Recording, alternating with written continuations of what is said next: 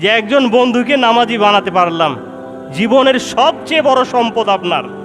একজন বন্ধুকে সুদ ছাড়াতে পারলাম, এটা আপনার আমার জীবনের সর্বশ্রেষ্ঠ সম্পদ। একজন বন্ধুকে তার পরিবারটাকে পর্দার আওতায় আনার জন্য নাসিহা করতে করতে ফিরিয়ে আনলাম, এটাই আপনার আমার জীবনের সবচেয়ে দামি সম্পদ। কারণ একজনও যদি আপনার আমার মাধ্যমে হেদায়েত প্রাপ্ত হয়, সুপথ প্রাপ্ত হয়, তাহলে দুনিয়ার সব সম্পদের চেয়েও এটা হচ্ছে উত্তম। এজন্য আপনার আমার সকলেরই দায়িত্ব যে যে যে অবস্থানে ভুল করছে, যেহেতু আল্লাহ রসুল বলেছেন একজন মুসলিম আরেক মুসলিমের আয়না। আমি নিজে আমার ভুল দেখতে পাই না, কিন্তু আপনি দেখতে পান।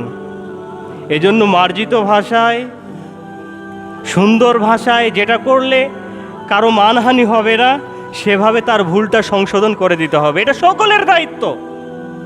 আমার বাবাও যদি ভুল করেন, সেটা আমার দায়িত্ব বাবাকে বলা সুন্দরভাবে যে বাবা এটা ভুল।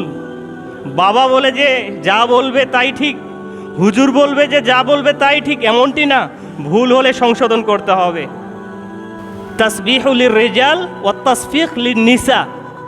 যদি সালাতে ইমাম 2 রাকাত পরে সালাম ফিরিয়ে দেয়, বা 3 রাকাত 4 রাকাত বিশিষ্ট নামাজে যদি 3 রাকাতে বসে যায়, এরকম যদি ভুল করে থাকে, তখন মুসল্লিরা বলবে সুবহানাল্লাহ। তখন ইমাম সাহেব বুঝতে পারবেন আমি রাকাতে কম বেশি করেছি। তাহলে সর্বশ্রেষ্ঠ ইবাদত, ইমামকে নেতা বানিয়েছি, কিন্তু ইমাম ভুল করলেও ছাড় দেওয়া যাবে না, বলতে হবে। মেম্বারে দাঁড়িয়েছেন উমর ইবনুল খাত্তাব রাদিয়াল্লাহু আনহু,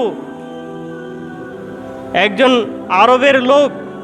তিনি তখন উমর ইবনুল খাত্তাব রাদিয়াল্লাহু তাআলা আনহু, তখন তিনি খলিফাতুল মুসলিমিন, মুসলিমদের খলিফা। তিনি খুতবা দেওয়া অবস্থায় একজন দাঁড়িয়ে বললেন, আমিরুল মুমিনিন, আপনি আমাদের নেতা, আপনার জামাটা এত লম্বা কেন, আর আমাদের গায়ের জামা, পরনের জামাটা এত ছোট কেন? ভুল করেছে, ছাড় নেই।